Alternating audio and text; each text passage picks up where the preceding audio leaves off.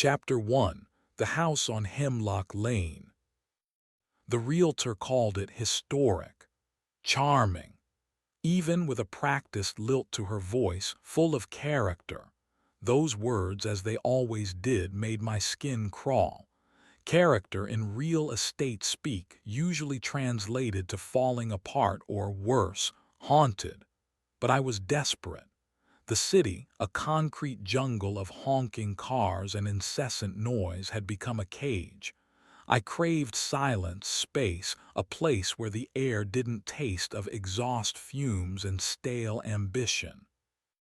The town of Hollow Creek promised that.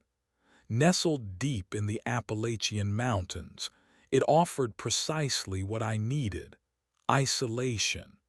And the house on Hemlock Lane, despite the realtor's euphemisms, offered more isolation than I'd bargained for. The drive up the long, winding lane was the first clue. The asphalt crumbled into potholes, the trees on either side choked the sunlight, and the silence was absolute, broken only by the crunch of tires on gravel and the frantic thrum of my own heart. The house itself, when it finally loomed into view, was a monument to decay. 3 stories of weathered wood, the paint peeling like sunburnt skin. The windows, dark and vacant, stared out like empty eye sockets. "Quaint, isn't it?" the realtor had chirped, oblivious to my tightening jaw. "Built in the late 1800s. The original family, the Blackwoods, were quite prominent. Tragic story, though. Lost their fortune, disappeared, and the house has been empty ever since. Plenty of space, though, and the price is motivated." Motivated, indeed. It was practically being given away. And in my current financial state, that was the deciding factor. I'd sunk everything I had into the down payment, a gamble I was now praying would pay off. The key, cold and heavy in my hand, felt like a curse. The front door, a hulking slab of oak, groaned in protest as I pushed it open, releasing a wave of stale, stagnant air that smelled of dust, mildew, and something else. Something indefinable, like the scent of old, dried blood. My flashlight beam danced across a cavernous foyer. Cobwebs draped from the ceiling, thick as shrouds. A grand staircase, its banister carved with intricate, now faded designs, ascended into the gloom. The air was heavy, oppressive.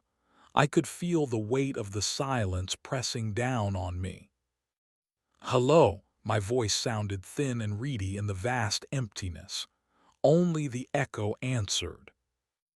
I spent the first few days just exploring, trying to acclimate myself to the house's unsettling presence. The furniture, what little remained, was shrouded in sheets, like ghostly figures. The wallpaper, peeling in strips, revealed glimpses of a bygone era, faded floral patterns and somber landscapes. Every room felt like a mausoleum, filled with the ghosts of the Blackwoods and the secrets they'd taken with them. The kitchen, a vast, cavernous space with a walk-in pantry, offered a flicker of hope. The appliances were ancient but functional. I spent hours scrubbing, cleaning, trying to bring some semblance of order to the chaos. The rhythmic scrape of a sponge against a grimy countertop became a mantra, a way to battle the encroaching sense of unease. The bedrooms upstairs were even more unsettling.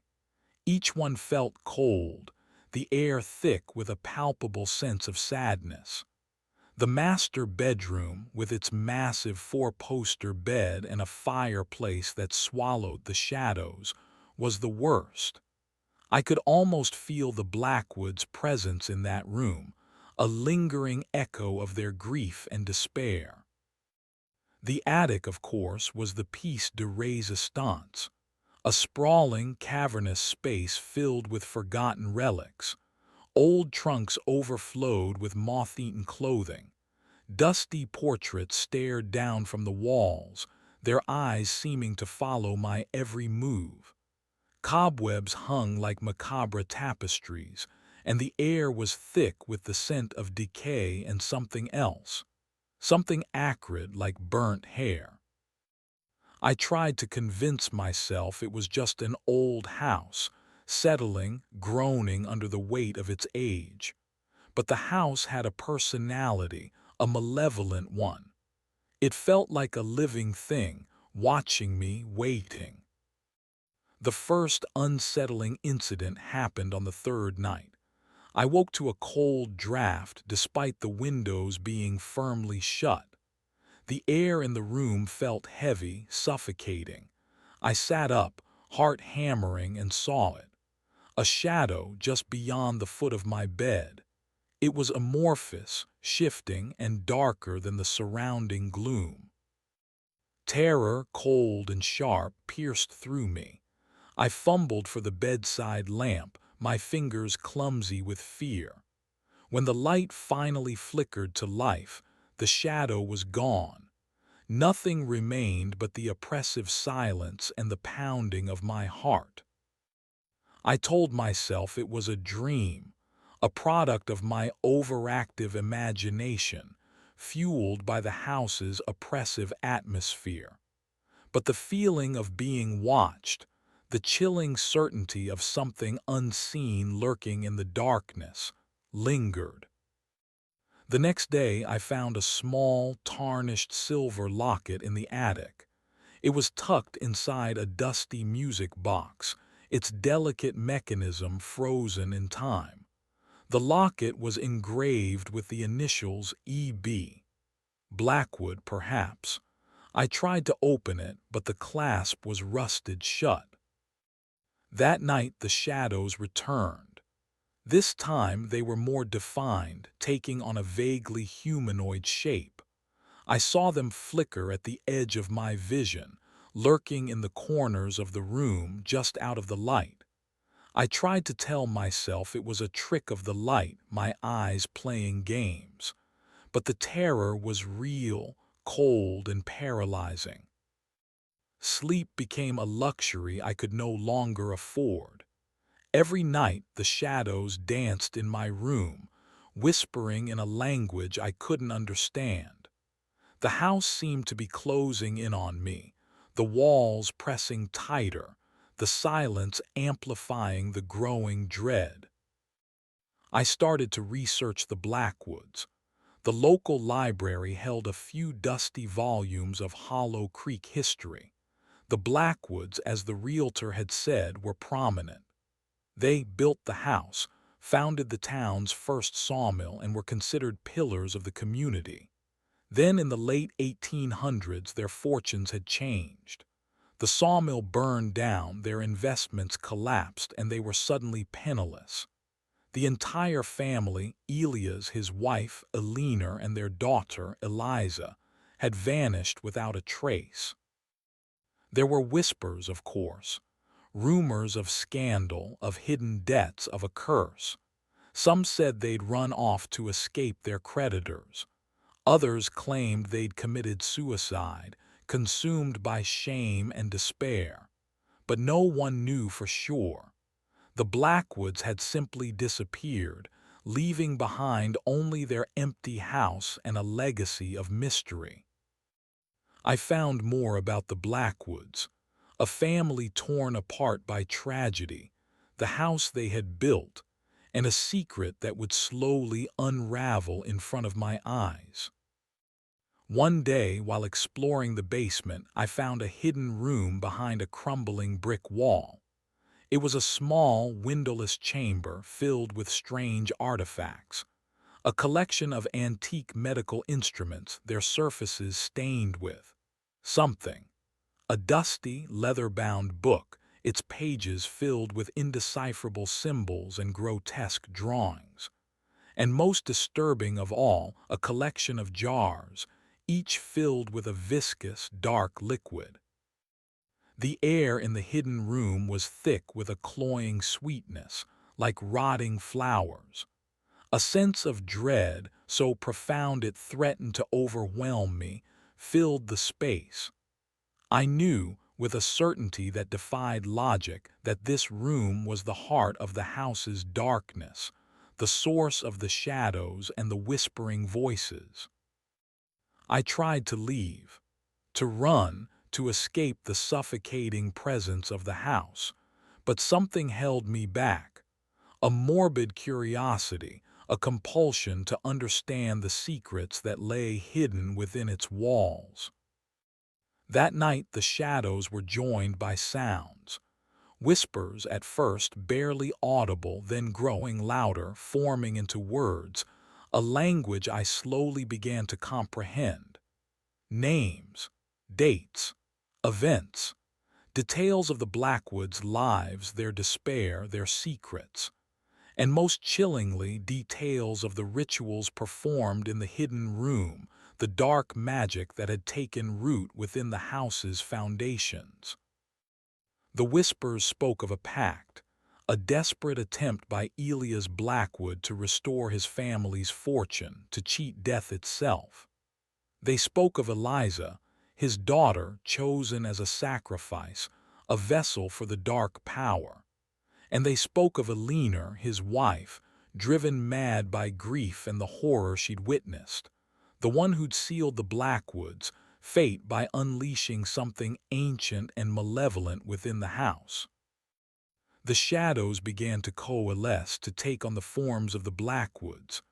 I saw Elias, gaunt and haunted, stalking the hallways. I saw Eleanor, her face contorted in a silent scream, her eyes filled with a bottomless despair. And I saw Eliza, her eyes black as coal, her smile cold and predatory. They were always there, watching me, waiting. They wanted something.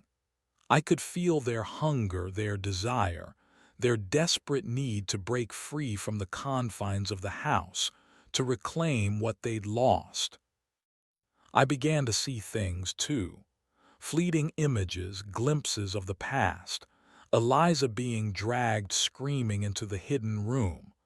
Eleanor weeping, clutching a bloodied knife. Elias, his face etched with a mixture of triumph and horror. The house was no longer just a building. It was a portal, a gateway to a nightmare realm, and I was trapped inside. One evening I found the locket from the attic lying on my pillow. The clasp was open. Inside, a tiny portrait of a girl with dark eyes stared back at me. Eliza. A wave of nausea washed over me, and I knew what I had to do. I had to understand the ritual that took place in the basement, in the hidden room. I had to end it once and for all. I descended the narrow stairs. The air in the basement was cold and damp, the shadows dancing like specters. The door to the hidden room was ajar, inviting me in. I entered the room, my heart pounding against my ribs. The artifacts were still there, the jars of dark liquid, the book of symbols, the medical instruments. I picked up the book, its pages brittle and yellowed, and began to decipher the symbols, tracing the lines with my finger, slowly piecing together the ritual. The whispers intensified, swirling around me, urging me forward. The shadows coalesced, forming the figures of the Blackwoods, their eyes fixed on me. They were waiting. They were ready. I knew that by deciphering the ritual, the Blackwoods would be released and I would become another victim. But I had to. The nightmare had to end. As I read the final words, a cold wind swept through the room, extinguishing my flashlight. The darkness became absolute. And then I heard a voice, a whisper, a word. Eliza. Chapter 2, The Unbinding. The name echoed in the suffocating darkness, a cold caress that sent shivers down my spine. The air crackled with an unseen energy, the scent of decay growing stronger, more pungent. I stumbled back, knocking against a table, sending a jar crashing to the floor. The viscous liquid splattered across my shoes, a cold, oily substance that seemed to seep into my skin. Panic, raw and primal, threatened to consume me.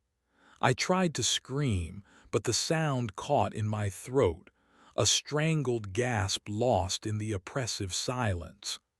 I was trapped, alone in the darkness with something ancient and malevolent. Then the shadows began to move. They swirled and coalesced, taking on distinct forms. I saw Elias Blackwood, his eyes burning with a feverish intensity, his gaunt face contorted in a mixture of triumph and despair. Eleanor Blackwood, her face a mask of grief, her eyes hollow and empty. And Eliza Blackwood, her face framed by long, dark hair, her eyes black as coal, her smile cold and predatory.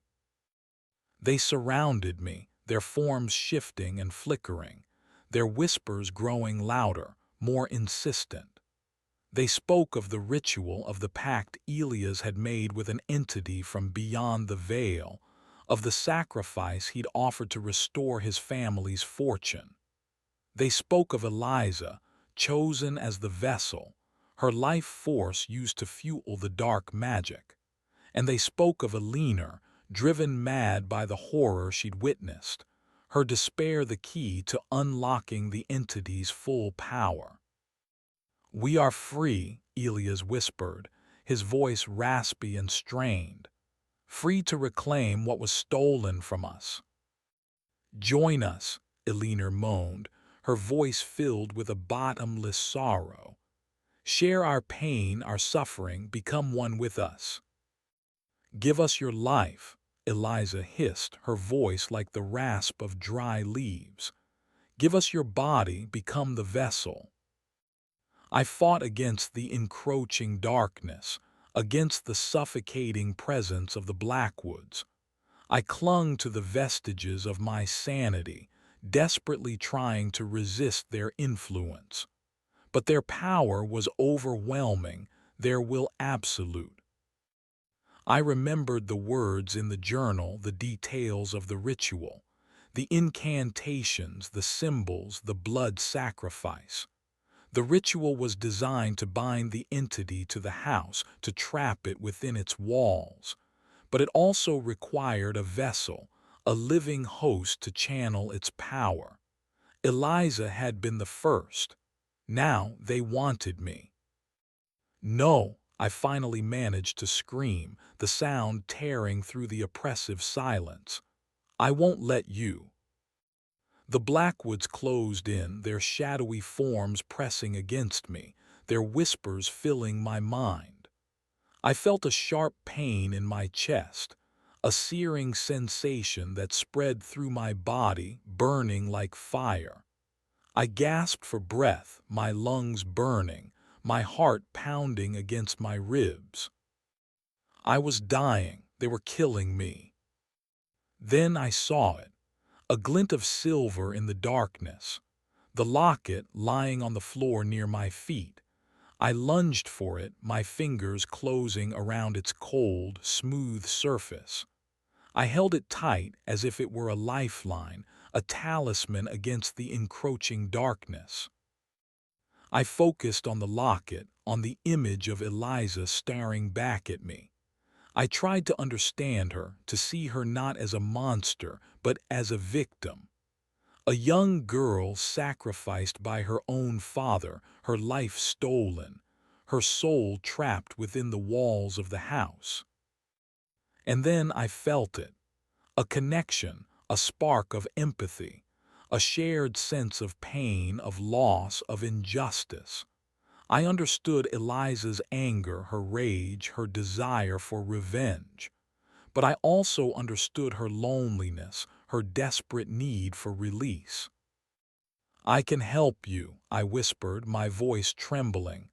"I can set you free." The Blackwoods recoiled, their shadowy forms flickering, their whispers turning to screams. They sensed the shift in power, the weakening of their control. I closed my eyes and focused on Eliza, on the image in the locket. I poured all my energy, all my empathy into the connection. I offered her my forgiveness, my compassion, my willingness to help her find peace. And then I spoke the words, not the incantations from the ritual, but words of release, words of forgiveness, words of love. A blinding light erupted within the hidden room, washing away the darkness, banishing the shadows. The air crackled with energy, the scent of decay fading, replaced by a faint, sweet fragrance like wild flowers. When the light subsided, the Blackwoods were gone. The hidden room was empty, save for the locket lying on the floor. I picked it up, its surface warm to the touch. The image of Eliza had faded, replaced by a faint, ethereal glow. I knew with a certainty that defied logic that she was at peace, that she was finally free. I stumbled out of the hidden room, out of the basement, into the cool night air. The house stood silent and still, its malevolent presence gone. I could feel the weight of the past lifting, the oppressive silence replaced by a sense of calm, of serenity. The sun began to rise, painting the sky with hues of pink and gold. As the first rays of light touched the house, I saw something I hadn't noticed before. A small, weathered stone, half buried in the overgrown garden. I knelt down and brushed away the dirt, revealing an inscription. Eleanor Blackwood, beloved wife, devoted mother. A wave of sadness washed over me. Eleanor, the grieving mother, the one who'd sealed the Blackwoods' fate. She hadn't been evil, just heartbroken. And now she was at peace, too. The house on Hemlock Lane was no longer haunted. It was just an old house, settling, groaning under the weight of its age. And it was finally mine. I spent the next few days cleaning, repairing, trying to restore the house to its former glory. I filled the rooms with light, with laughter, with life. I planted flowers in the garden, honoring the memory of Eleanor and Eliza. And I learned to live with the ghosts of the past, not as malevolent entities, but as reminders of the power of love, of forgiveness, and of the enduring strength of the human spirit. The knowledge of everything I've learned from Eliza and the others helped me remember that no matter what, there is always a light at the end of a tunnel. The house on Hemlock Lane was no longer a prison. It was a home. Chapter 3: Whispers in the Wind. The initial sense of triumph, the relief that had washed over me after the unbinding, slowly began to dissipate, replaced by a creeping unease. The house, though no longer actively malevolent, still held its secrets, its memories. And the whispers, though silenced, lingered in the wind, rustling through the leaves of the ancient trees that surrounded the property. The silence, once oppressive, had become unsettling. It was too quiet. The absence of the shadows, the lack of their oppressive presence, made me feel exposed, vulnerable. I found myself constantly looking over my shoulder, listening for a sound that would never come. I tried to rationalize it, to tell myself it was just the after effects of a traumatic experience. But the feeling persisted, a nagging sense that something was still amiss, that the Blackwoods story wasn't truly over. I started to notice things I hadn't before. The intricate carvings on the banister, the faded floral patterns of the wallpaper, the details of the portraits that seemed to shift and change in the periphery of my vision. They all seemed to whisper secrets, to hint at a deeper mystery that remained unresolved. One evening, while exploring the upper floors, I found a hidden room behind a panel in the master bedroom. It was a small, dusty chamber, filled with the remnants of Elia's Blackwood study. Bookshelves lined the walls, their shelves sagging under the weight of forgotten tomes. A large oak desk sat in the center of the room, covered in a layer of dust and a collection of strange artifacts. Among the artifacts, I found a series of journals, not the witch hunter's journals, but Elias Blackwood's personal diaries. I carefully picked one up, its leather cover worn and brittle. I opened it cautiously, my heart pounding in my chest. The first entry, dated years before the Blackwoods' financial troubles, spoke of a man consumed by ambition, by a desperate desire to leave his mark on the world. He wrote of his love for his family, his pride in his home, his unwavering belief in his own abilities. But as I read on, the tone shifted. The entries became darker, more frantic. He wrote of his growing desperation, of the looming threat of financial ruin, of the pressure he felt to maintain his family's status. Then the entries turned to the occult. He wrote of ancient rituals, of forbidden knowledge, of a desperate search for a way to reverse his fortunes. He wrote of his encounter with a mysterious figure, a traveler from the East who promised him the power to achieve his goals, but at a terrible price.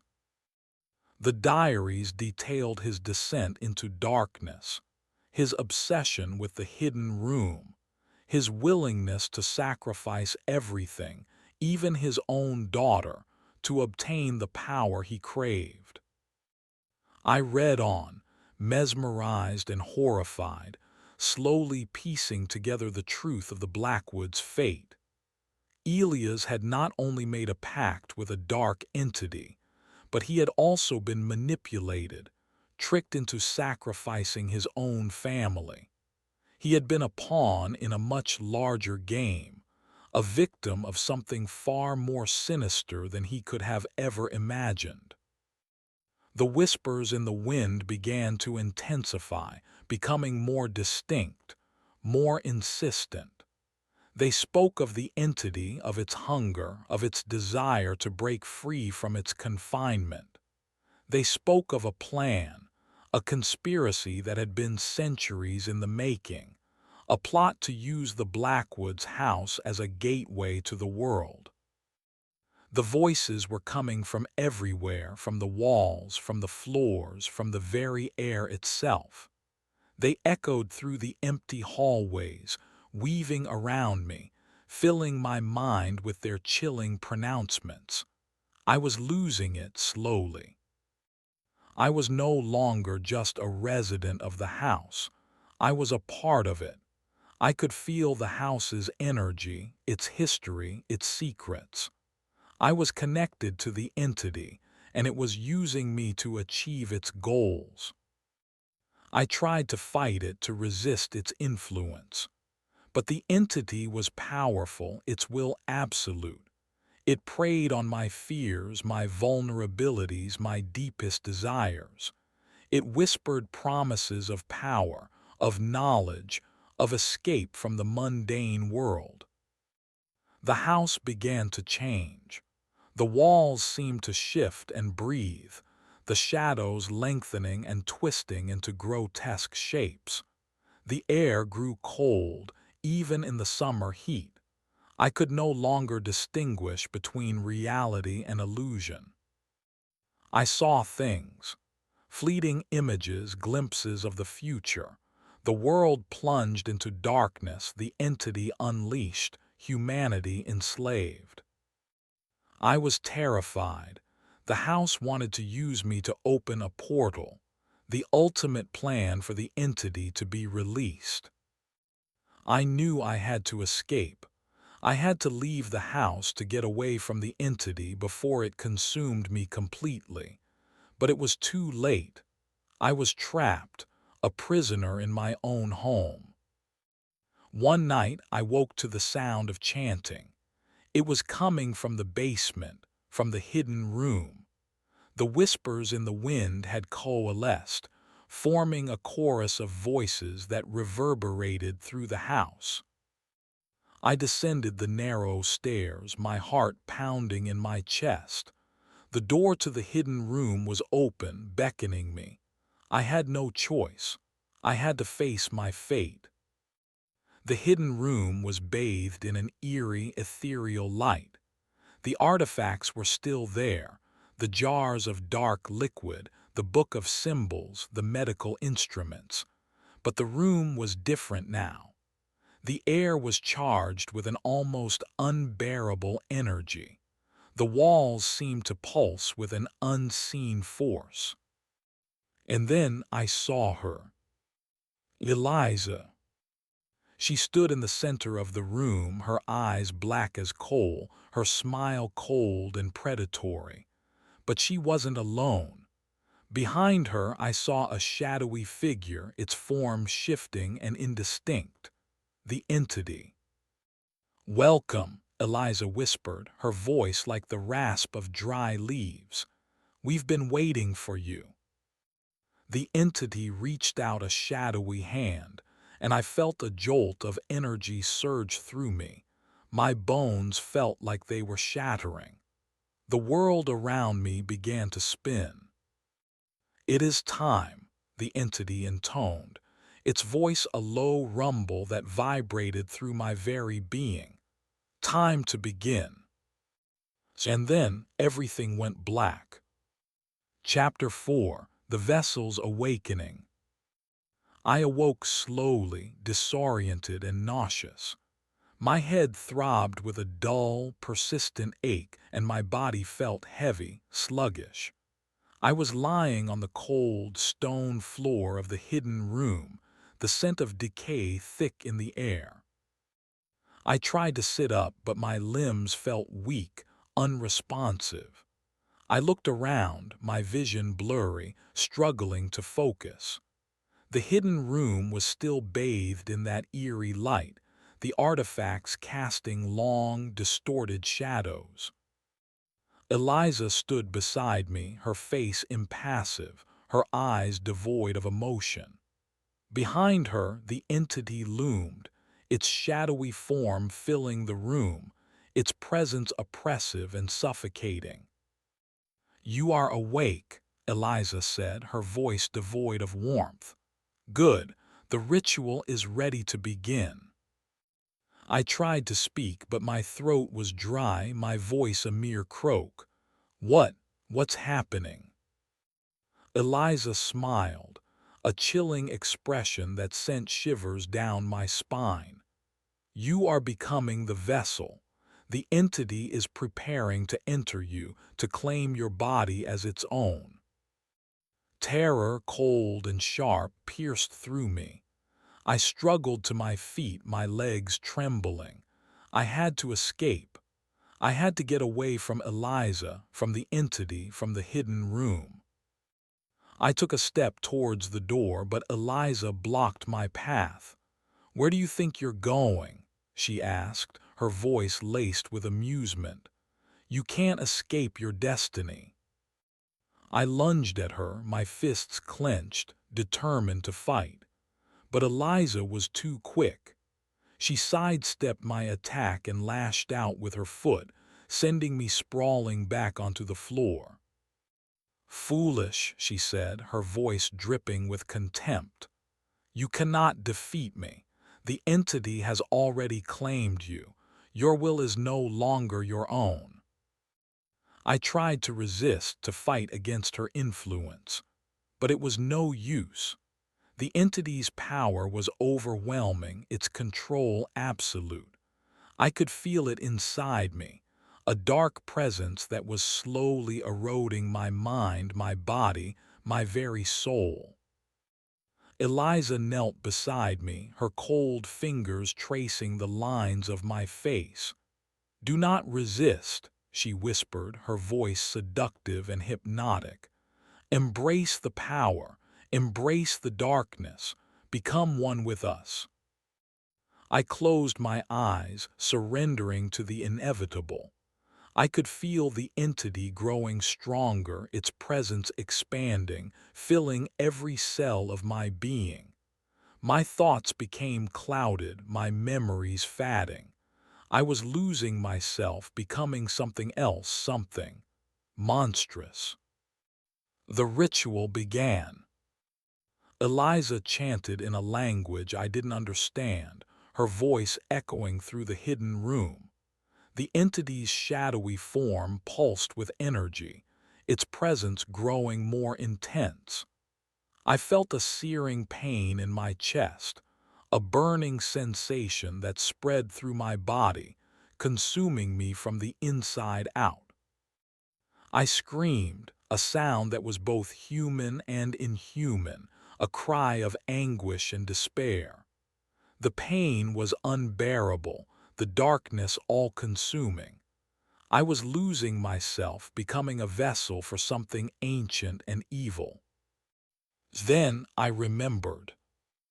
I remembered the words in the witch hunter's journal, the details of the unbinding ritual. I remembered the power of love, of forgiveness, of the enduring strength of the human spirit. I closed my eyes and focused on those memories, clinging to them as if they were a lifeline. I poured all my energy, all my will, into resisting the entity's influence. It was a battle for my soul, a war fought within the confines of my own mind. The entity was strong, its power almost overwhelming, but I was determined to fight, to reclaim my body, my soul, my life. I spoke the words, not the incantations of the ritual, but words of defiance, of resistance, of hope. I spoke of love, of forgiveness, of the enduring power of the human spirit. The entity recoiled, its shadowy form flickering, its presence weakening. Eliza screamed in frustration, her face contorted with rage. I pushed myself to my feet, my body trembling, my mind still clouded. But I was no longer a vessel. I was free. I looked at Eliza, at the entity, and I knew what I had to do. I had to end this once and for all. I had to destroy the entity, to banish it from the house, to protect the world from its evil. I reached out my hand, and a ball of energy materialized in my palm, a beacon of light in the surrounding darkness. I focused all my will, all my power on that ball of energy, channeling my hatred, my fear, my determination into its creation. The ball of energy grew larger, brighter, until it filled the entire room with its blinding light. I hurled it at the entity, unleashing its full power. The entity screamed, a sound that tore through the very fabric of reality. Its shadowy form dissolved, its presence vanishing from the room. Eliza collapsed to the floor, her eyes closing, her body lifeless. The ritual was broken. The entity was gone. I stood there panting, exhausted but alive. I had survived. I had won. But the victory was bittersweet. Eliza was dead, a victim of the entity's manipulations. And I knew that the entity was still out there, somewhere in the darkness, waiting for another opportunity to strike. I had to be ready. I had to prepare myself for the next battle. I had to protect the world from the entity's evil. I left the hidden room, leaving Eliza's body behind. I knew that she would find peace, that her soul would finally be free. I climbed the stairs out of the basement into the cool night air. The house stood silent and still, its malevolent presence gone. But the whispers in the wind remained, a constant reminder of the darkness that still lurked within the world. I had a lot of work to do. Chapter 5: Echoes of the Past. The days following the entity's banishment were strangely calm. The house felt lighter, the air clearer. The oppressive silence was replaced by the sounds of nature, birds chirping, leaves rustling, the gentle murmur of the nearby creek. For the first time since moving in, I felt a sense of peace, a feeling that I truly belonged. I tried to settle into a normal routine, to rebuild my life after the horrors I had endured. I spent my days exploring the surrounding countryside, hiking through the Appalachian forests, discovering hidden waterfalls and breathtaking vistas. I reconnected with old friends, sharing stories and laughter, trying to forget the darkness I had encountered. But the memories lingered, like shadows in the corners of my mind. The faces of the Blackwoods, the chilling whispers, the entity's terrifying presence, they were all etched into my memory, a constant reminder of the evil that still lurked within the world.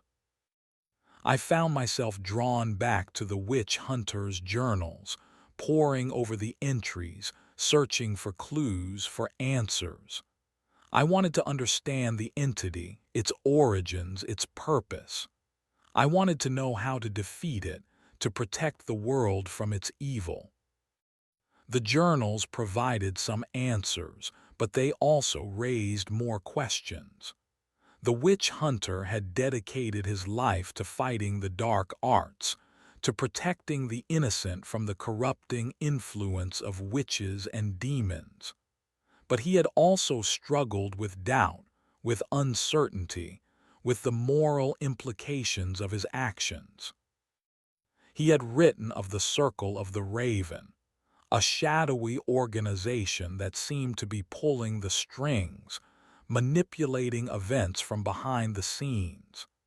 He had suspected that the witches he hunted were merely pawns in a much larger game, victims of a conspiracy that spanned centuries. I realized that the entity was not an isolated phenomenon. It was part of something bigger, something more sinister. The Blackwoods house was not just a haunted dwelling, it was a nexus point, a gateway to a hidden realm of darkness. I had to find the Circle of the Raven. I had to uncover their plot to expose their evil, but I didn't know where to start. One day, while exploring the town of Hollow Creek, I stumbled upon an antique shop. It was a small, cluttered space, filled with dusty relics and forgotten treasures.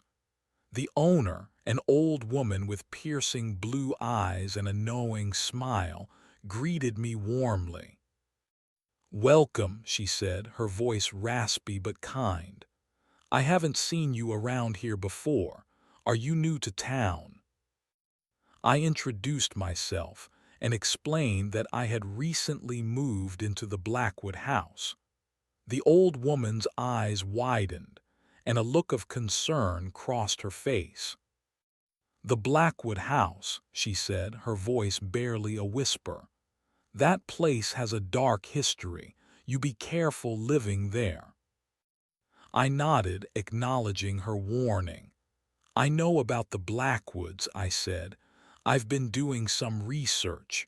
Do you know anything about them, or about the circle of the raven?" The old woman's eyes narrowed and she hesitated for a moment. "The circle of the raven," she said finally, her voice low and cautious. "That's a name I haven't heard in a long time.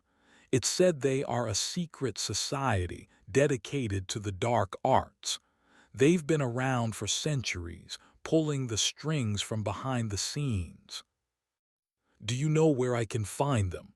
I asked, my heart pounding in my chest. The old woman shook her head. "No," she said, "I don't. They are very secretive, but I can tell you this, they are always watching. They know everything that happens in this town. If you start digging too deep, they will come for you." Her words sent a chill down my spine. I knew that she was right. I was already being watched. The entity had been drawn to me, to the house, because of my connection to the Blackwoods. The circle of the raven would be watching me, too, waiting for an opportunity to strike. I had to be careful. I had to proceed with caution. I couldn't afford to make any mistakes.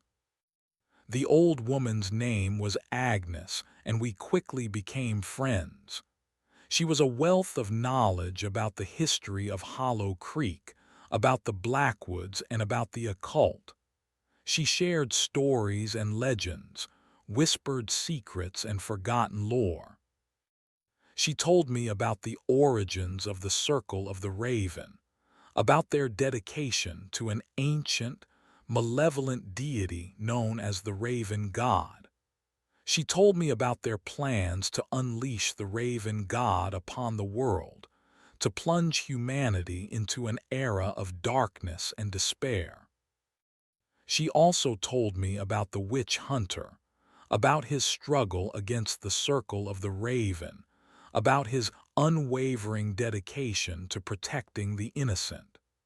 She said that he had left behind clues, hidden within the house, that would help me to defeat the Circle of the Raven and banish the entity once and for all.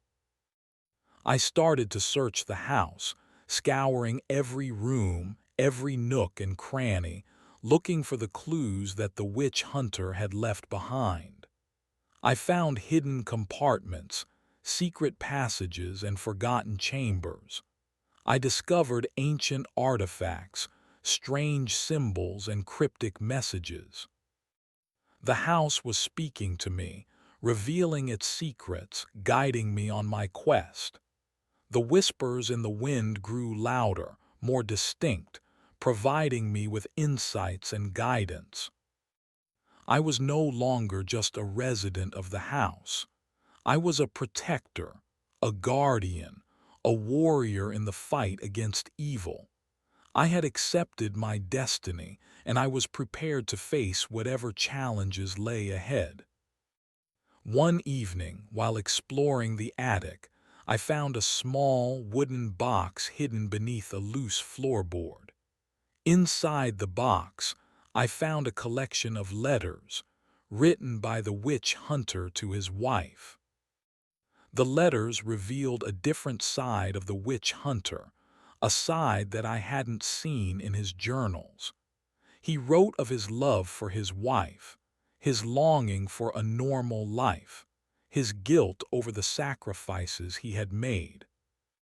He also wrote of his fears, of his doubts, of his growing sense of unease about the Circle of the Raven.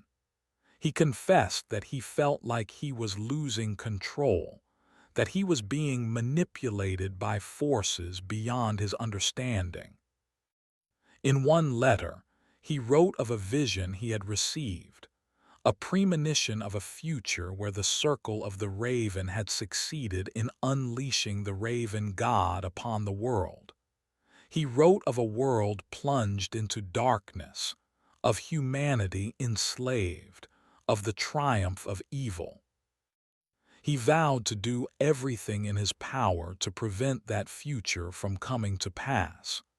He wrote that he had hidden a weapon, a powerful artifact that could be used to defeat the Circle of the Raven and banish the entity forever. He didn't say where the weapon was hidden, but he left a clue, a cryptic message that only I could decipher. "The key lies in the heart of the Blackwood," he wrote, "where the darkness first took root." I knew what he meant. The key to defeating the Circle of the Raven was hidden in the hidden room where the entity had first taken root. I had to return to the basement to face the darkness once again. I prepared myself for the battle. I gathered my weapons, my knowledge, my courage. I prayed for guidance, for strength, for protection. And then I descended into the darkness. Chapter 6: The Heart of the Blackwood. The descent into the basement felt different this time. Before, it had been filled with dread, a sense of foreboding that pressed down on me with every step. Now it was filled with purpose, a steely resolve that burned within me. I was no longer a victim. I was a warrior, armed with knowledge and a determination to protect the innocent. The hidden room awaited, its entrance a gaping maw in the darkness. I stepped inside, my heart pounding in my chest, my senses on high alert. The air was thick with the scent of decay, but it no longer held the oppressive weight of the entity's presence. Eliza was gone, her soul finally at peace. But the memory of her sacrifice, of the horrors she had endured, fueled my determination to succeed. The room looked the same as I'd left it, the artifacts scattered around the space, casting grotesque shadows in the dim light filtering from the doorway. The jars, the book of symbols, the medical instruments, they all seemed to hum with a residual energy, a faint echo of the dark magic that had once permeated the space. I approached the center of the room, the spot where the entity had manifested, where I had nearly lost myself. I knelt down, my fingers tracing the symbols etched into the stone floor. They were ancient, complex, and seemed to writhe before my very eyes. "The key lies in the heart of the Blackwood," the witch hunter had written, "where the darkness first took root." I knew that the weapon, the artifact that could defeat the Circle of the Raven, was hidden somewhere within the room, concealed by the symbols, protected by the lingering darkness. But where? I ran my hands over the walls, searching for a hidden latch, a secret compartment. I examined the artifacts, hoping to find a clue, a symbol, a message that would lead me to the weapon. But nothing. The room remained stubbornly silent, its secrets locked away, guarded by the echoes of the past. Frustration began to gnaw at me. I had come so far, endured so much. I had faced the entity, freed Eliza's soul, and uncovered the plot of the Circle of the Raven. But I was still missing the final piece, the weapon that would allow me to strike back, to protect the world from their evil. I closed my eyes, trying to clear my mind to focus on the witch hunter's message. The key lies in the heart of the Blackwood. What did it mean? Where was the heart? And then it hit me. The heart of the Blackwood wasn't a physical location. It was a symbol. The symbol of the Blackwood family, their legacy, their fate. I opened my eyes and looked around the room, searching for a symbol, an emblem, something that represented the Blackwood family. And then I saw it. A small, tarnished silver locket lying on the floor near the doorway. The locket that I had found in the attic, the locket that had once contained Eliza's portrait, the locket that had connected me to her soul. I picked it up, my fingers trembling. The locket felt warm, almost alive. I knew with a certainty that defied logic that this was it. This was the key. I examined the locket closely, searching for a hidden mechanism.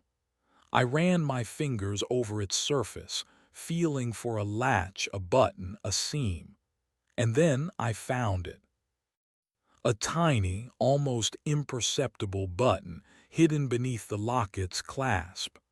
I pressed it, and a section of the locket popped open, revealing a small, hidden compartment. Inside the compartment, I found a single object, a silver ring, intricately carved with symbols that seemed to writhe and shift before my very eyes. The ring pulsed with energy, a warm, vibrant power that resonated within me. I knew that this was the weapon the witch hunter had hidden, the artifact that could defeat the circle of the raven. I slipped the ring onto my finger, and a surge of power coursed through me, filling me with strength, with knowledge, with a sense of purpose. I felt connected to the witch hunter, to Eliza, to all those who had fought against the darkness. I knew what I had to do. I had to find the circle of the raven. I had to confront them, to expose their plot, to destroy their evil. And I knew where to start. Agnes had told me that the circle of the raven was always watching, that they knew everything that happened in Hollow Creek. They had to have a base of operations, a hidden sanctuary where they could gather, plan, and perform their dark rituals. I closed my eyes, focusing on the ring, channeling its power. I reached out my mind, searching for a connection, a trace of the circle of the raven's presence. And then I felt it, a faint, flickering signal coming from the outskirts of town, a place of darkness, of secrecy, of ancient power. I opened my eyes, my heart pounding in my chest. I knew where the circle of the raven was hiding. It was time to face them. Chapter 7: The Raven's Sanctuary. The ring pulsed with a steady rhythm on my finger, guiding me, leading me towards the darkness. The journey to the outskirts of Hollow Creek felt different, charged with anticipation and a sense of grim determination. I rode my horse, the night air biting at my face, the moon casting long, eerie shadows that danced along the path. As I neared the location the ring directed me to, a palpable sense of unease settled upon me. The air grew cold, the silence oppressive, broken only by the rustling of unseen things. The forest thickened, the trees twisting into gnarled, grotesque shapes, their branches reaching out like skeletal arms. The signal from the ring intensified, leading me to a secluded clearing, hidden deep within the woods. At the center of the clearing stood an ancient oak, its gnarled branches reaching towards the sky like the arms of a supplicant. A sense of immense power radiated from the tree, a dark and ancient energy that made my skin crawl. Beneath the oak I saw it, an entrance concealed by a veil of shadows leading into the earth. It was a portal, a gateway to the circle of the raven's sanctuary. I dismounted, tethering my horse to a nearby tree. I took a deep breath, steeling myself for what lay ahead. I knew that entering the sanctuary would be dangerous, that I would be facing enemies armed with dark magic, and that my life would be at risk. But I was no longer afraid. The ring on my finger gave me strength, courage, and the resolve to do what was necessary.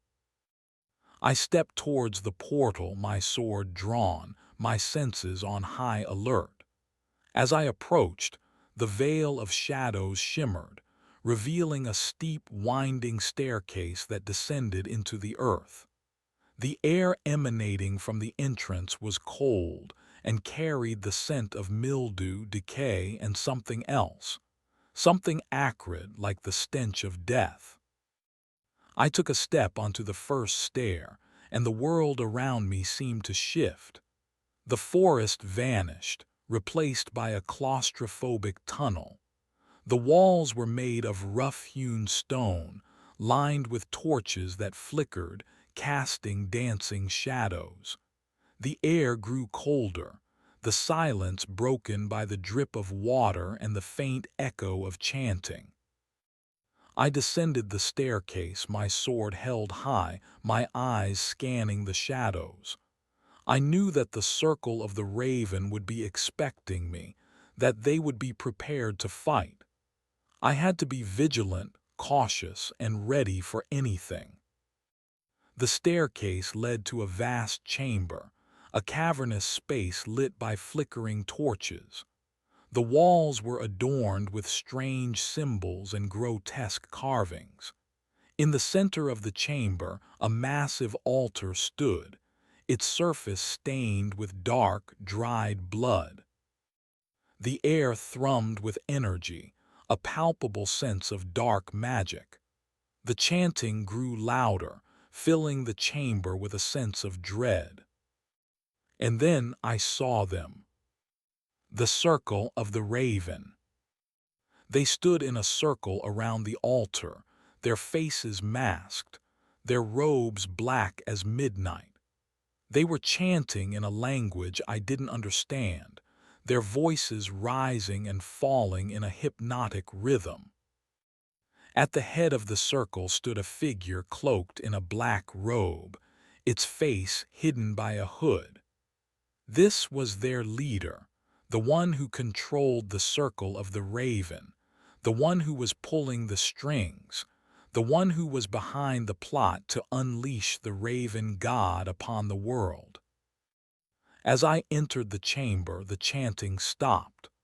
The circle of the raven turned towards me, their masked faces betraying no emotion.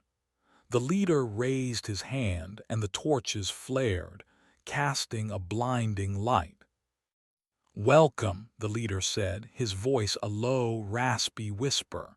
"We have been expecting you." I stood my ground, my sword held firm. "I know what you are planning," I said, my voice steady. "I know about the raven god. I won't let you unleash it upon the world." The leader chuckled, a chilling sound that echoed through the chamber. "You cannot stop us," he said. "We have been preparing for this for centuries. We are the chosen ones, the instruments of the raven god's will." He gestured with his hand, and the circle of the raven moved, their cloaked figures advancing towards me. I knew that they would attack, that they would try to stop me. I had to be ready. The battle began. The circle of the raven unleashed their spells, their dark magic swirling through the air. I fought back, using the ring's power to defend myself, to counter their attacks.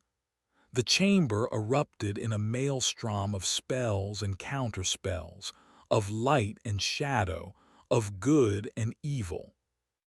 I fought with skill, with courage, with a determination that surprised even myself. I dodged their curses, deflected their attacks, and struck back with precision and force. I had to win. I had to protect the world from their evil. The battle raged, the chamber echoing with the sounds of clashing steel and the screams of the fallen. The circle of the raven, though powerful, were no match for my skill, my determination, and the power of the ring. One by one they fell, their bodies collapsing to the floor. The leader, however, remained, his power seemingly untouched. He stood before me, his masked face impassive, his eyes burning with a cold, malevolent light. "You cannot win," he said, his voice laced with contempt. "You are just a pawn in a larger game. The raven god will rise, and the world will be consumed by darkness." I stood my ground, my sword held high. "I will stop you," I said, my voice filled with resolve. "I will destroy you and your dark god." He laughed again, a chilling sound that echoed through the chamber. "You are a fool," he said. "You do not understand the power of the raven god. You cannot comprehend the darkness that awaits." He raised his hand, and a wave of dark energy surged towards me. I braced myself, using the ring's power to deflect the attack. But the energy was too strong, too powerful. I was thrown back, crashing to the ground, my body racked with pain.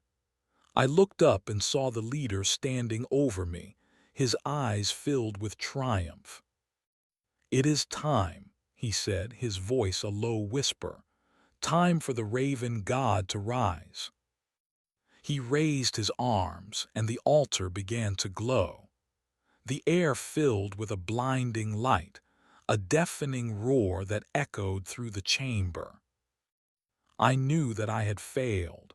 The circle of the raven had succeeded. The raven god was about to be unleashed. But I wouldn't give up. I wouldn't surrender. I would fight until my last breath. I pushed myself to my feet, my body trembling, my vision blurring. I looked at the leader, at the altar, at the encroaching darkness, and I knew what I had to do. I had to stop him. Chapter 8: The Raven's Fall. Despite the searing pain tearing through my body, I clung to consciousness, fueled by sheer will and the burning need to prevent the unthinkable. The chamber pulsed with a sickening light, emanating from the altar where the leader stood, arms outstretched, chanting in a language that scraped against my sanity. The air crackled with a raw, untamed power, a power that threatened to tear the very fabric of reality. He was so close to unleashing the raven god, so close to plunging the world into eternal darkness. I had to stop him, now. Summoning the last reserves of my strength, I focused on the ring, drawing upon its power.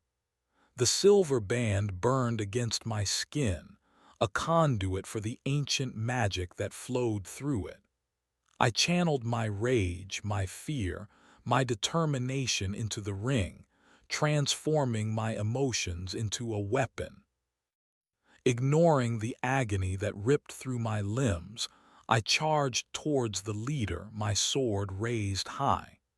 He barely registered my advance, his gaze fixed on the altar, his voice growing louder, more frantic.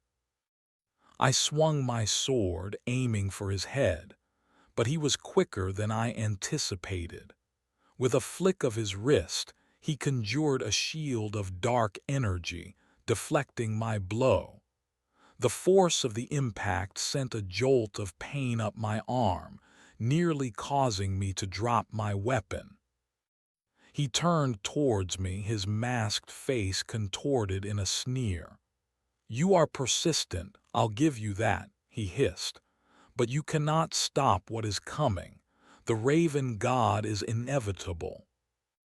He unleashed another wave of dark energy, this time more potent than before.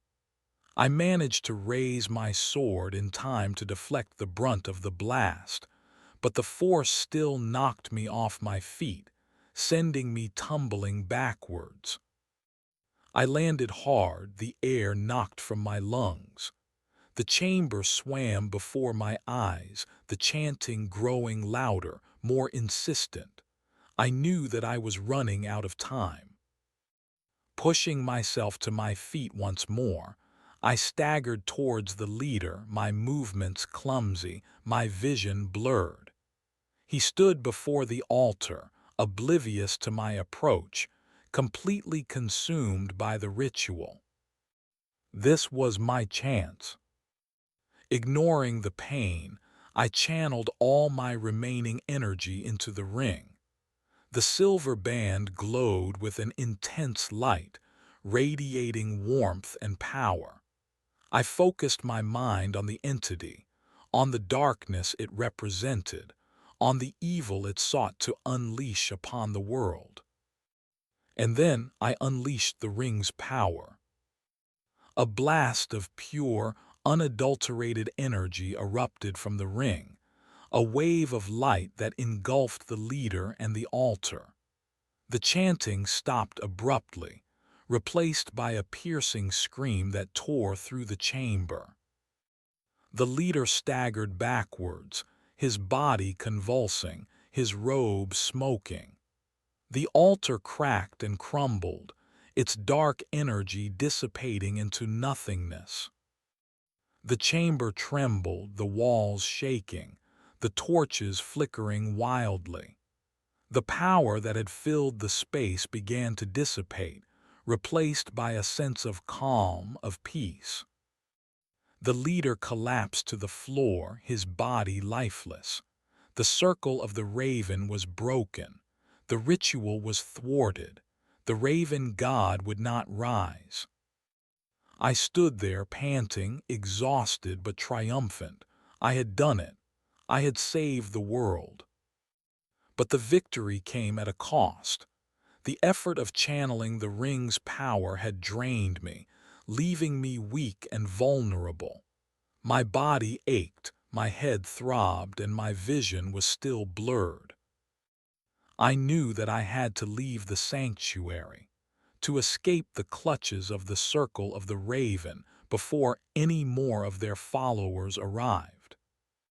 Stumbling towards the entrance, I made my way back up the winding staircase, my movements slow and deliberate. The tunnel seemed longer, darker, more oppressive than before. Finally, I reached the clearing. The forest was silent, the moon casting its eerie glow upon the twisted trees. My horse whinnied softly, sensing my presence. I mounted the horse, my body screaming in protest. I turned the horse towards Hollow Creek, urging it forward. As we rode, I reflected on the battle, on the sacrifices that had been made, on the darkness that still lurked within the world. I knew that the fight was far from over. The circle of the raven might be broken, but their followers were still out there, waiting for an opportunity to strike. I had to be ready. I had to prepare myself for the next battle. I had to protect the innocent from the forces of evil. As we approached Hollow Creek, the first rays of dawn began to paint the sky with hues of pink and gold. The town looked peaceful, serene, unaware of the horrors that had been averted. I knew that I couldn't tell anyone about what had happened, about the circle of the raven, about the raven god. They wouldn't understand. They would think I was crazy. I had to carry this burden alone. I dismounted in front of my house, my body aching, my mind weary. I led the horse to the stable, then stumbled towards the front door. I entered the house and a sense of calm washed over me. The air was clean, the light bright. The Blackwood house was no longer a nexus of darkness. It was a sanctuary, a place of peace, a home. I climbed the stairs to my bedroom, collapsing onto the bed. Exhaustion claimed me, and I drifted off to sleep. my dreams filled with images of shadows, of battles, and of a dark, malevolent entity that would never truly be defeated. The victory was won, but the war was far from over. Chapter 9: Lingering Shadows. Sleep offered little respite. Nightmares plagued me, vivid replays of the battle with the circle of the raven, the terrifying power of the altar, the leader's fanatical devotion to the raven god. I'd wake in a cold sweat, heart pounding, the silence of the house amplified by the residual fear clinging to me like a shroud. The days that followed were a blur of quiet unease. I tried to return to some semblance of normalcy, tending to the garden, exploring the woods, even attempting to catch up on the work I'd neglected. But the shadow of the raven god, the knowledge of the evil that lingered just beneath the surface of the world, hung over me, tainting everything. I visited Agnes, seeking her wisdom and guidance. She listened patiently as I recounted the events in the raven's sanctuary, her eyes filled with a mixture of concern and understanding. "You've done well," she said, her voice grave. "You've struck a blow against the darkness, but the war is far from over. The circle of the raven may be scattered, but their influence remains. And the entity, the raven god, it is not so easily banished."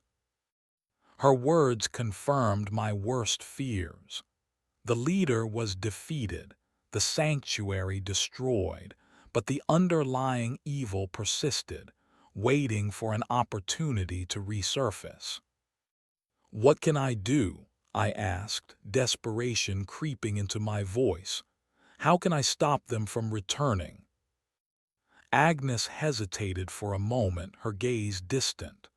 "There is a way," she said finally, her voice barely a whisper. "An ancient ritual, a binding spell that can seal the gateway to the raven god's realm, preventing it from ever again influencing this world." Hope flickered within me, a fragile ember in the face of overwhelming darkness. "Tell me," I urged. "Tell me everything." Agnes explained the ritual, a complex and dangerous undertaking that required a specific location, a precise alignment of celestial forces, and a sacrifice of immense personal significance. The location, she said, was a forgotten burial ground, nestled deep within the oldest part of the forest, a place where the veil between worlds was thin. The alignment would occur during the next blood moon, a lunar eclipse that bathed the world in an ominous crimson glow. And the sacrifice, that, she said, was for me to discover. "It must be something you hold dear," she warned. "Something that represents your connection to this world, your love, your hope. It will be a painful sacrifice, but it is necessary to sever the link to the raven god." The weight of her words settled upon me, heavy and suffocating. I knew what I had to do, but the prospect of sacrificing something so precious filled me with dread. I spent the next few weeks preparing for the ritual. I studied ancient texts, deciphered cryptic symbols, and gathered the necessary ingredients. I practiced the incantations, memorizing the complex phrases, striving to perfect my pronunciation. I also explored the forest, searching for the forgotten burial ground. Guided by the ring, I ventured deeper into the woods than I had ever gone before, traversing treacherous terrain and navigating through dense, thorny thickets. Finally, after days of searching, I found it. A small, overgrown clearing hidden behind a waterfall. Ancient tombstones, weathered and moss-covered, leaned precariously against one another, their inscriptions long since faded. The air was heavy with the scent of damp earth and decaying leaves, a palpable sense of sorrow hanging over the clearing. This was the place. The veil between worlds was thin here, the connection to the spirit realm palpable. I could feel the presence of the long dead, their silent voices whispering in the wind. With the location secured, my thoughts turned to the sacrifice. What could I possibly offer that would be significant enough to sever the link to the Raven God? I had no family, no close friends, no possessions that held any real sentimental value. I paced through the house, searching for inspiration, for some object that would resonate with my soul. I examined the artifacts I had collected, the books I had read, the tools I had used, but nothing felt right. Nothing felt like it was worth the risk. Then my gaze fell upon the silver ring, the artifact that had given me the power to defeat the Circle of the Raven.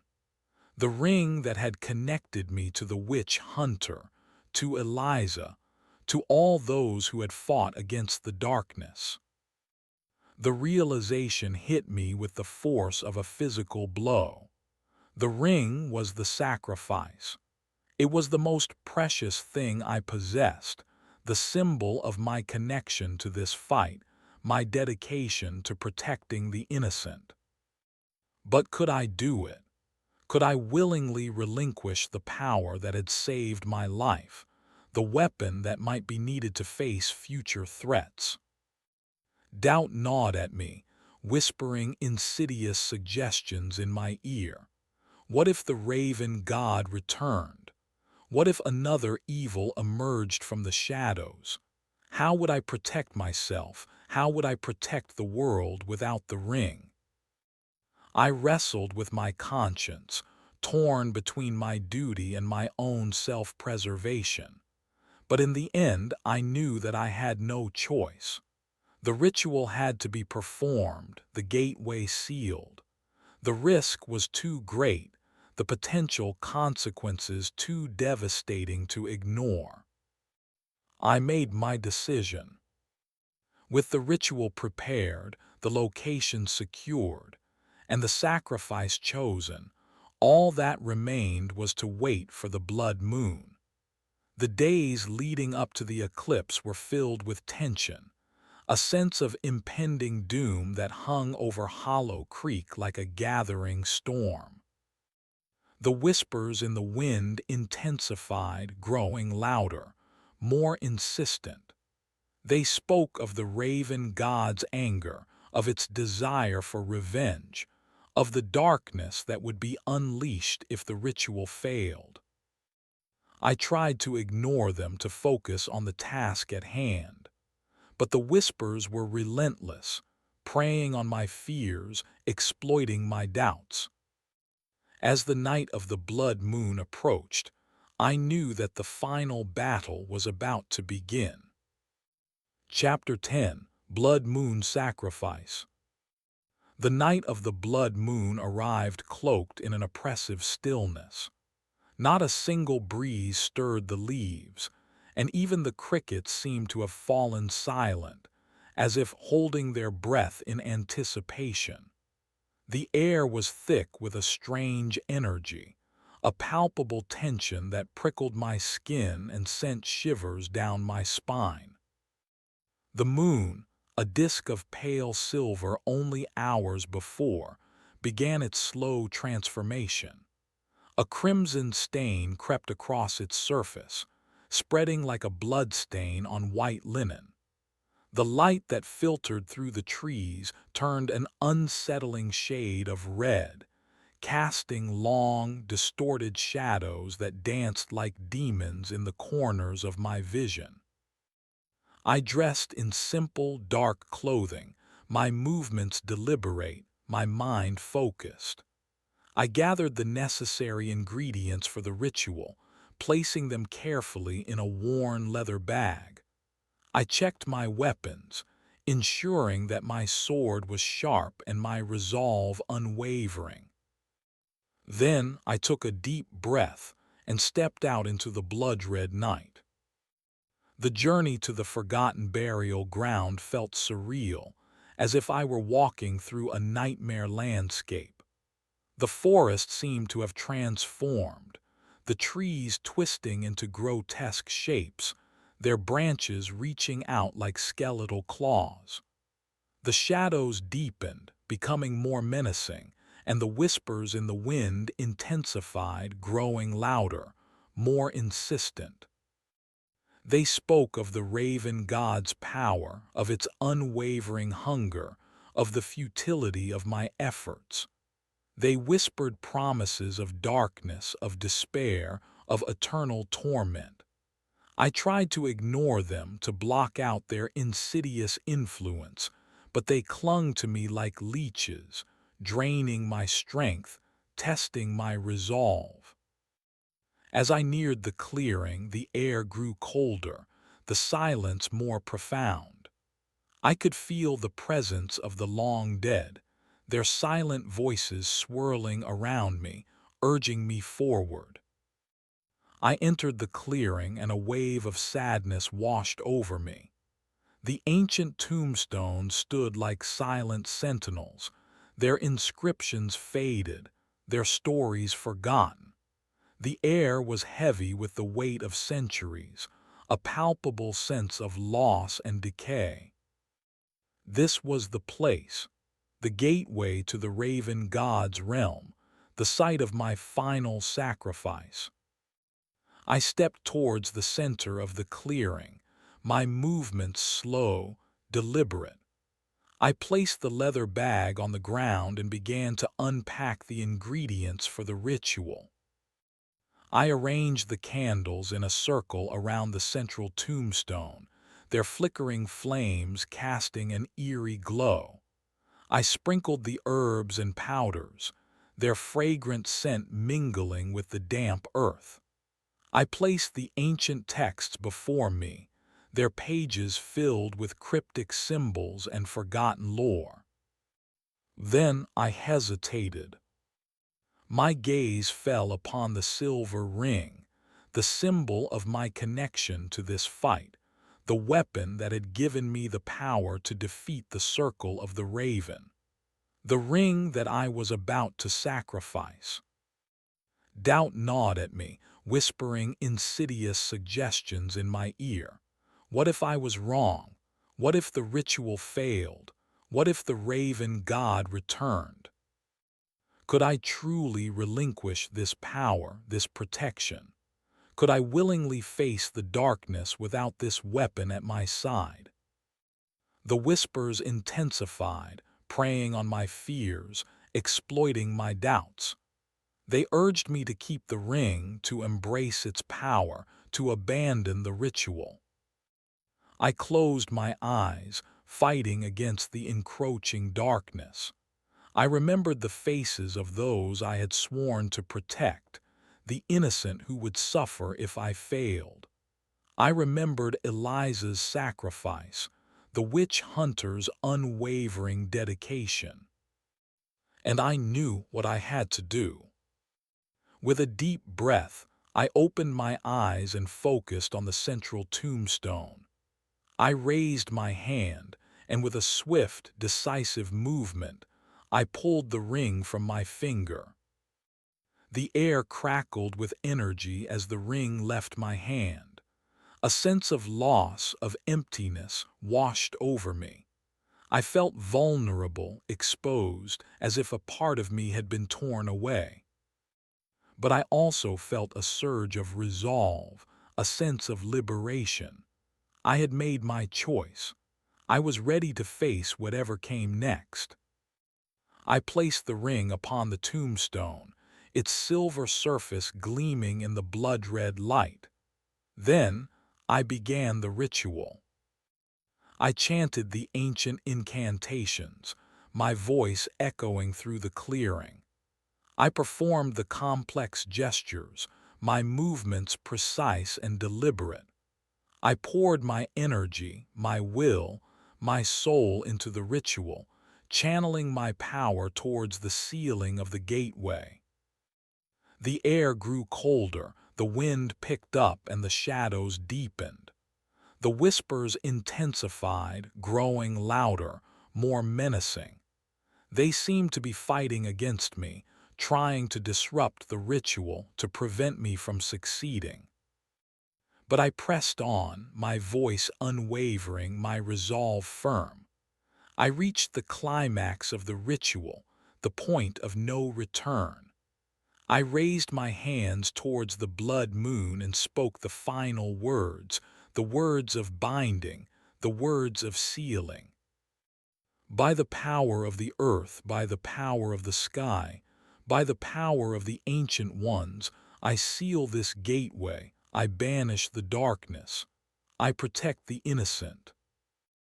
A blinding light erupted from the tombstone, washing over the clearing. The shadows receded, the whispers faded, and the wind died down. The air grew calm, the silence profound. The ritual was complete, the gateway was sealed, the raven god was banished. I stood there panting, exhausted but triumphant. I had done it. I had saved the world. The light faded, and the blood moon began to wane, its crimson stain slowly receding. The first rays of dawn peeked over the horizon, painting the sky with hues of pink and gold. I looked down at the tombstone, at the silver ring that lay upon its surface. The ring was dim, its power spent. It was no longer a weapon, no longer a symbol of protection. It was simply a ring, a reminder of the sacrifice I had made. I reached out my hand and picked up the ring. Then, with a sense of peace that I had never known before, I turned and walked away, leaving the forgotten burial ground behind, ready to face whatever the future held. The whispers in the wind were silent now. Chapter 11: The Price of Peace. The sunrise brought a fragile beauty to Hollow Creek, painting the rolling hills and ancient forests in soft hues of rose and gold. But beneath the surface of the idyllic landscape, a profound change had occurred. I could feel it in the air, in the absence of the oppressive weight that had lingered for so long. The raven god was truly gone. The gateway was sealed. Returning to the Blackwood house, I felt a sense of lightness I hadn't experienced since first arriving. The shadows no longer clung to the corners of the rooms, and the oppressive silence was replaced by the gentle sounds of the forest. It was as if the house itself had breathed a sigh of relief. Yet the victory felt hollow. The absence of the ring, the sacrifice I had made, left a void within me that ached with a dull, persistent throb. It wasn't just the loss of power, of the ability to defend myself and others. It was the loss of connection, the severing of the thread that had bound me to the witch hunter, to Eliza, to the generations who had fought against the encroaching darkness. I tried to distract myself, throwing myself into the mundane tasks of daily life. I tended to the garden, pulling weeds and planting new flowers, seeking solace in the rhythm of the earth. I cleaned the house, polishing the furniture and dusting the shelves, striving to create a sense of order and tranquility. But the void remained, a constant reminder of what I had lost. I visited Agnes, seeking her comfort and wisdom. She greeted me with a warm smile, her eyes filled with a deep understanding. "You have done a great thing," she said, her voice gentle. "You have saved this world from a terrible evil, but such victories always come at a price." I nodded, acknowledging the truth in her words. "I feel empty," I confessed, "as if a part of me is missing." Agnes took my hand, her touch surprisingly strong. "You sacrificed something precious," she said, "something that represented your connection to this fight. It is natural to feel a sense of loss." She paused, her gaze turning distant. "But do not despair," she continued. "The void will not remain forever. In time, it will be filled with something new, something stronger, something more profound." Her words offered a glimmer of hope, a promise of healing. But the road to recovery felt long and arduous. As the days turned into weeks, I struggled to adjust to my new reality. I was no longer a warrior, a protector, a guardian against the darkness. I was simply a woman, living in an old house in the Appalachian Mountains, trying to find peace in a world that was still filled with suffering and injustice. The nightmares began to fade, replaced by dreams of a simpler life, a life free from fear and violence. I dreamt of laughter, of connection, of love. I dreamt of a future where the darkness was no longer a constant threat, where the innocent could live in peace. Slowly, tentatively, I began to emerge from the shadows. I started to reconnect with the world around me, to open myself to new experiences, to embrace the possibility of joy. I joined a local hiking club, exploring the beauty of the Appalachian forests with newfound appreciation. I volunteered at the town's library, sharing my love of books with others. I even started taking painting lessons, seeking to express the emotions that had been buried for so long. The void within me began to shrink, filled with new passions, new friendships, new possibilities. I discovered a strength I didn't know I possessed, a resilience that allowed me to face the future with hope and optimism. One evening, as I sat on the porch, watching the sunset paint the sky with vibrant colors, I noticed something glinting in the grass near the base of the ancient oak tree. I went to investigate and found a small, weathered wooden box, its surface covered in intricate carvings. I picked up the box, my fingers trembling. It felt familiar, as if I had seen it before, although I couldn't recall when or where. I opened the box and gasped.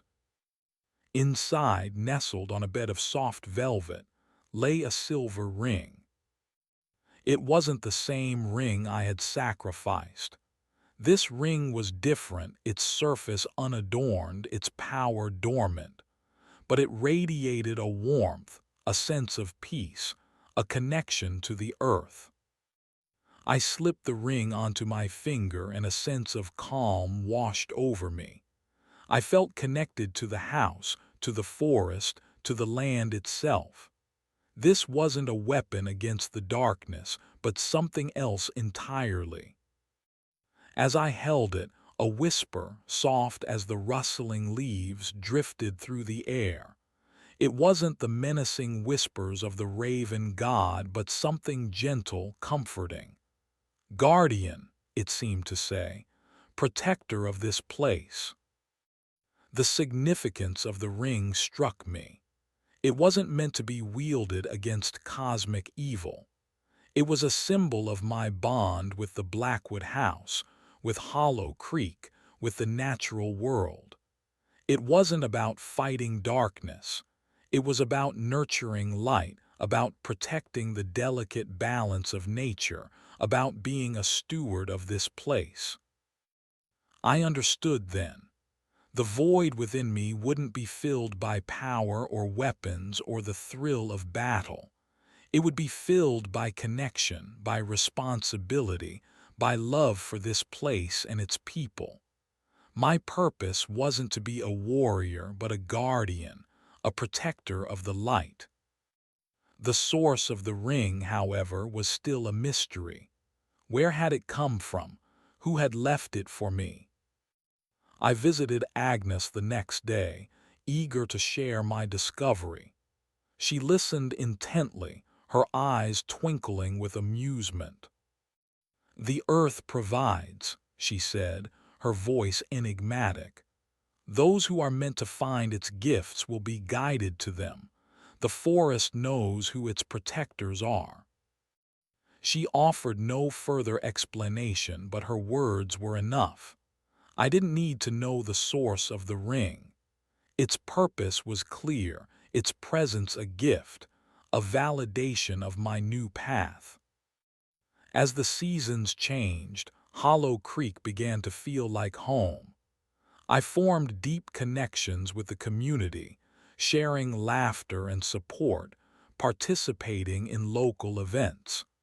The Blackwood House, once a symbol of fear and isolation, became a haven, a place of warmth and welcome. I still thought of the Blackwoods, of Elia's ambition, Eleanor's grief, and Eliza's sacrifice. I tended to their graves in the forgotten burial ground, leaving flowers and offering silent prayers for their peace. I realized that their story, though tragic, was also a testament to the enduring strength of the human spirit, the capacity for both great evil and great love. The house on Hemlock Lane was no longer haunted by their pain, but blessed by their memory. Years passed. My hair turned silver, my steps slowed, but my spirit remained strong. I continued to tend the garden, to explore the woods, to share my knowledge and love with others. I became known as the guardian of Hollow Creek, a title I wore with pride. One day, a young woman arrived in town, drawn by the same allure of isolation and historical charm that had brought me here so many years ago. She purchased a small cottage on the edge of the forest, her eyes filled with a mixture of hope and apprehension. I introduced myself, welcoming her to Hollow Creek. We talked for hours, sharing stories and laughter. I sensed a kindred spirit, a soul searching for peace and connection. As she prepared to leave, I reached into my pocket and pulled out a small wooden box. Inside, nestled on a bed of soft velvet, lay the silver ring. "This is for you," I said, placing the box in her hands. "You will know what to do with it." She looked at me, her eyes wide with surprise. "But why?" she asked. I smiled, a gentle, knowing smile. "Because it is time," I said. "The forest has chosen you. You are the new guardian." She accepted the gift, her eyes filled with a mixture of gratitude and trepidation. I knew that she would face challenges, that she would encounter darkness in her own way. But I also knew that she was strong, that she was capable, and that she would find her own path to peace. As she walked away, I watched her disappear into the shadows of the forest, the silver ring clutched tightly in her hand. My purpose was fulfilled. My journey was complete. Turning back to the Blackwood house, I smiled. The whispers in the wind were still there, but they were no longer filled with darkness. They were filled with hope, with love, with the enduring promise of peace. My time as the guardian was over, but the cycle would continue. The light would always find a way to shine, even in the darkest of corners. The world needs its protectors, and one way or another it always gets them. Chapter 12. A Familiar Echo. The crisp autumn air carried the scent of decaying leaves and wood smoke, a familiar comfort that had become synonymous with the Blackwood house.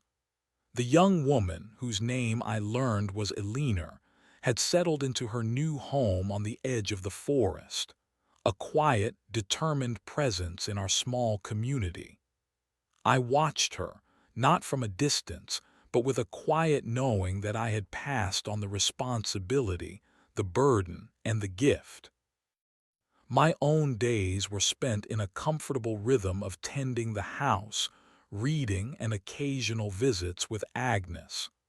Hollow Creek had embraced me, and I, in turn, had embraced it. The nightmares had faded, replaced by a deep sense of contentment, a sense of belonging that had eluded me for so long. One afternoon, as I was dusting the shelves in the library, my gaze fell upon the witch hunter's journals. They were bound in worn leather, their pages filled with a story that had become a part of my own. I picked up the first journal, the one that detailed his descent into witch hunting, and opened it at random. A familiar passage caught my eye, a description of the ritual the Blackwoods had planned. It was a chilling account, filled with details of the sacrifices, the incantations, the specific alignment of the stars. I had read it countless times, but something felt different this time. A phrase previously unnoticed seemed to leap from the page. The raven's eye. The raven's eye. I'd heard that term before, a fleeting mention in one of Agnes's stories. It referred to a specific location, a hidden place where the veil between worlds was particularly thin, a place of great power and potential danger. I closed the journal, a sudden unease prickling my skin. Later that evening, a sense of restlessness overtook me. I found myself drawn to the hidden room in the basement. The door, though sealed, felt different, as if it were vibrating with a low, almost imperceptible energy. Hesitantly, I descended the narrow stairs. The air in the basement was cold and damp, the shadows deeper than usual. As I reached the door, I placed my hand on the cold stone. The vibration was undeniable, a subtle thrum that resonated within me. I took a deep breath, and with a sense of apprehension I couldn't explain, I pushed the door open. The hidden room was empty, the artifacts gone, the room stripped bare. The lingering scent of decay had faded, replaced by a sterile emptiness. It was as if the room had never existed, as if the horrors I had witnessed had all been a figment of my imagination. But I knew better. The ring was gone. The connection to the land, the forest, the people of Hollow Creek was suddenly weakened. I felt a cold void within me, a chilling premonition of something dark and dangerous. The echoes of the past were returning. I hurried back to the library, desperate to find answers. I pulled out the witch hunter's journals, scanning the pages, searching for any mention of the raven's eye. Finally, I found it, a detailed description of the location, a secluded cave hidden within a network of underground tunnels beneath the oldest part of the forest. The entrance, he wrote, was concealed by a waterfall, a place where the earth's power thrummed, a place where the raven god could find a way to enter the world. I knew where I had to go. But why? Why was this place important? Why did I feel this sudden sense of dread? The answer came in a series of unsettling dreams. I saw visions of the raven god, its shadowy form twisting through the underground tunnels. I saw Eleanor, her face pale and drawn, her eyes filled with fear. I saw a ritual, a dark ceremony, a desperate attempt to resurrect the entity. I knew that Eleanor was in danger, that the circle of the raven, or whatever remnants of it still existed, was targeting her. They were seeking to exploit the power of the ring, to use her as a vessel, to bring back the darkness. The ring and the power it provided were the key to it all. I had to find Eleanor. I had to protect her. I had to prevent the raven god from returning. I prepared for the journey, gathering my supplies, checking my weapons. The silver ring, the weapon that I had used, was no longer in my possession, and that absence made me realize the true danger I was in. I was a protector with nothing but my own strength. I knew that time was of the essence. I set out for the forest, my heart pounding in my chest. I had to find Eleanor before it was too late. I had to face the darkness once more and protect Hollow Creek. Chapter 13. Descent into Darkness. The forest, once a place of solace, now felt hostile, its shadows concealing unseen dangers. The air was heavy, thick with a sense of foreboding, and the silence was broken only by the frantic beat of my own heart. The whispers, though faint, had returned, taunting me with their chilling pronouncements. "Too late," they hissed. "She is already lost." I pushed the whispers aside, focusing on my mission. The witch hunter's description of the raven's eye guided me, leading me deeper into the ancient woods. I followed the winding paths, navigated the treacherous terrain, and eventually arrived at the waterfall, a cascade of icy water that roared as it plunged into a pool below.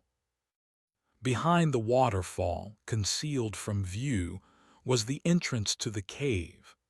The air around it was frigid, a stark contrast to the relative warmth of the forest.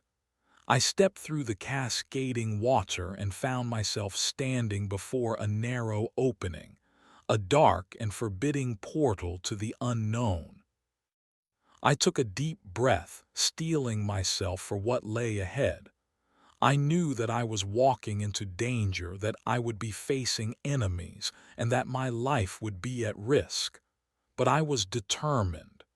Eleanor's life and the fate of Hollow Creek depended on me.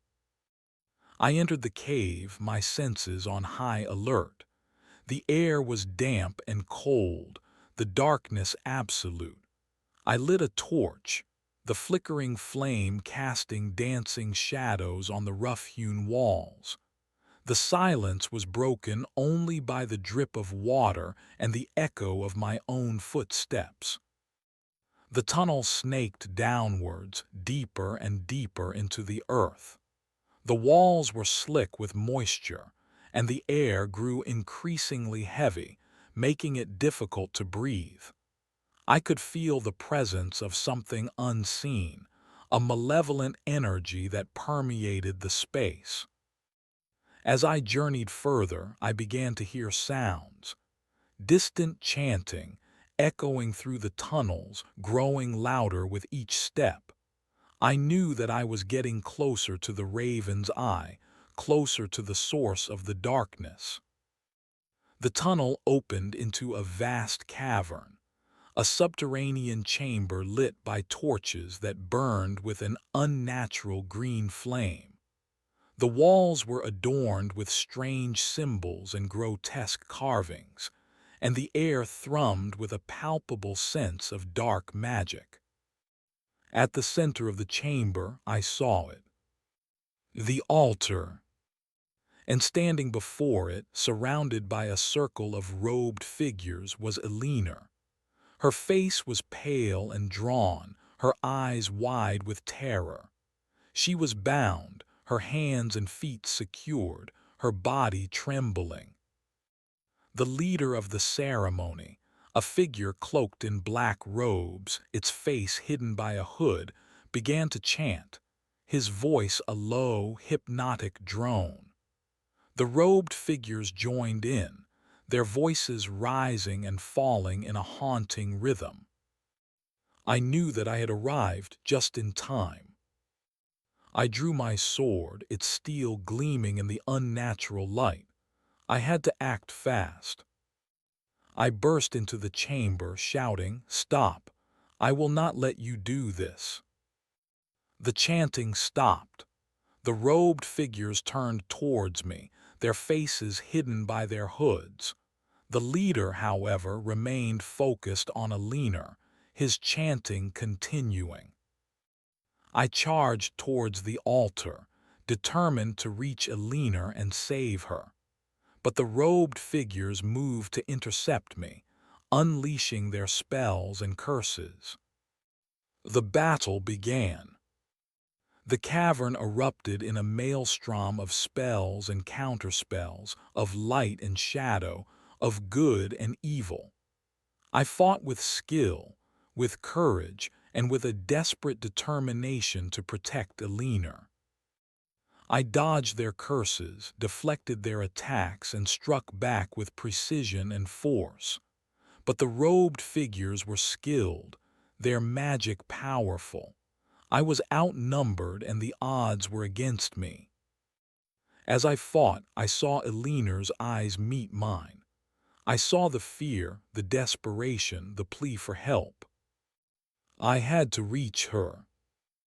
Ignoring the robed figures, I fought my way towards the altar, my sword a whirlwind of steel.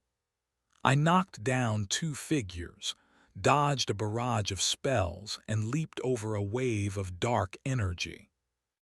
I was so close.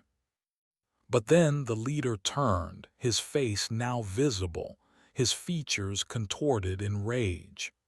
He raised his hand, and a bolt of dark energy struck me, sending me flying backwards, crashing to the ground. I lay there, winded, my vision blurred. I could see the leader approaching the altar, chanting louder, his voice filled with triumph. He reached out his hand and placed it on Eleanor's forehead. A wave of dark energy surged through her body, and she screamed, her eyes rolling back in her head. I knew what was happening. The ritual was about to begin. I had failed. Chapter 14: The Hollow's Requiem. The world spun, a vortex of pain and despair. The leader's touch had unleashed a torrent of dark energy, coursing through me, weakening me further. I struggled to rise, but my limbs felt like lead, my vision blurring with each agonizing breath.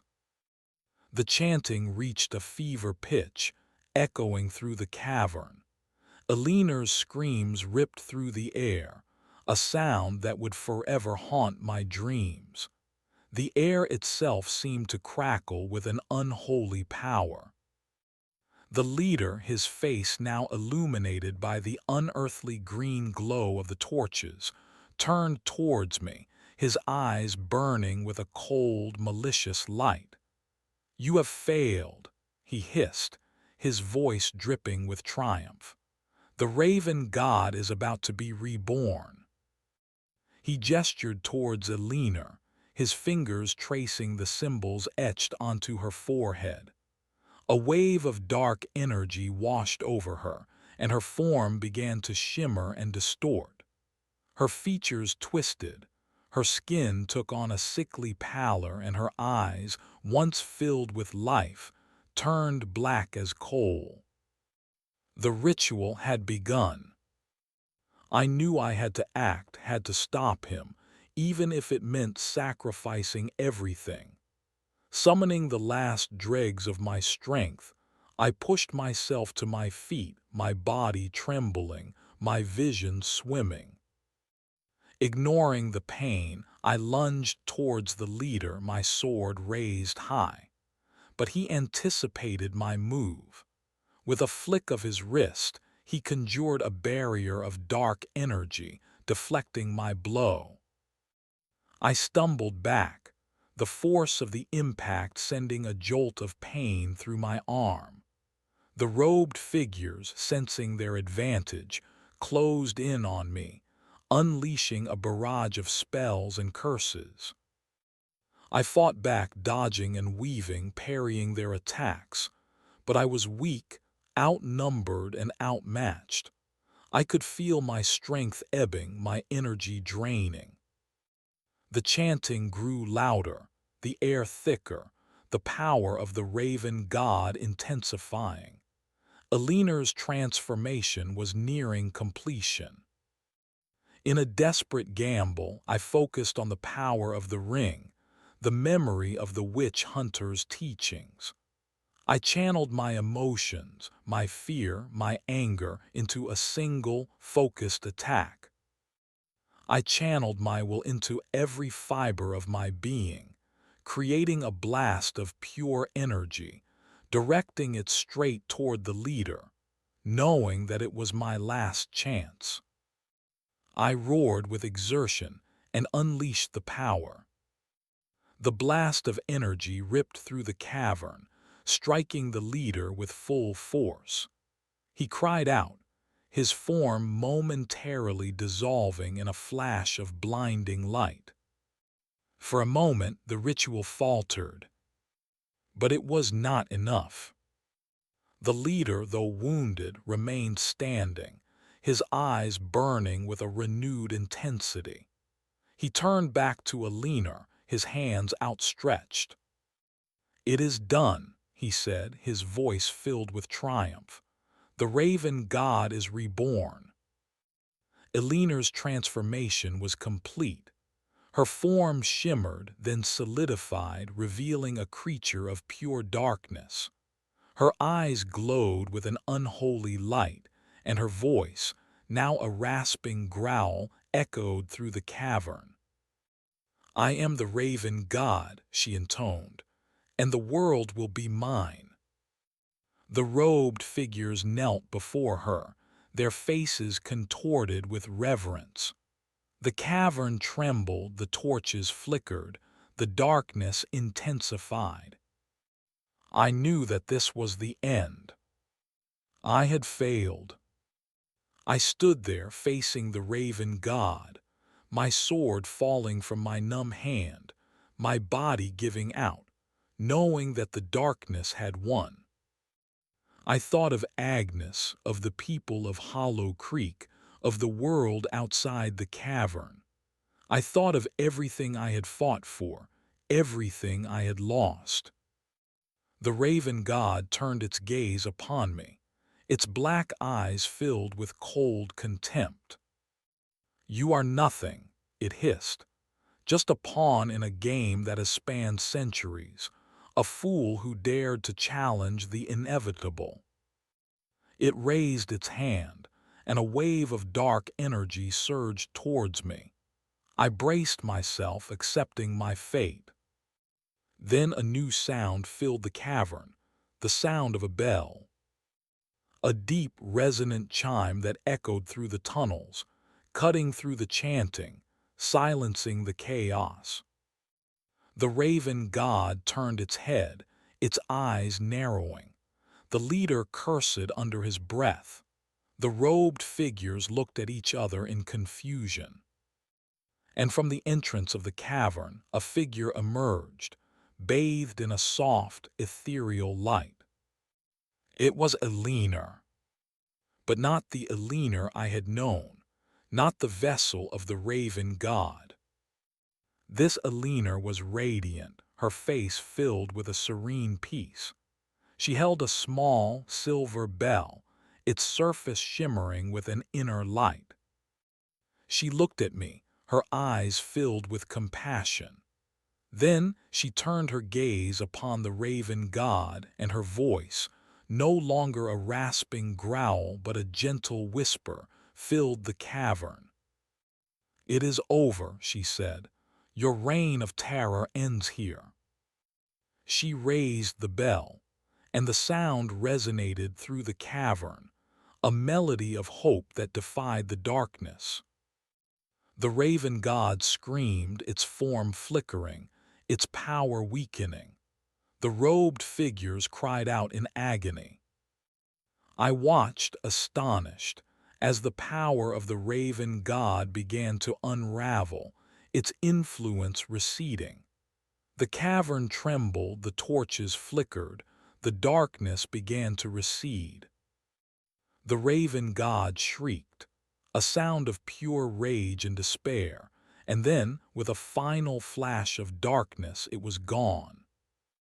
The leader screamed, his body turning into dust. The robed figures fell, their bodies lifeless, their dark magic broken. And Eleanor, the true Eleanor, lowered the bell and looked at me, a gentle smile on her face. The cavern was silent, the darkness banished. The battle was finally, truly over. The end.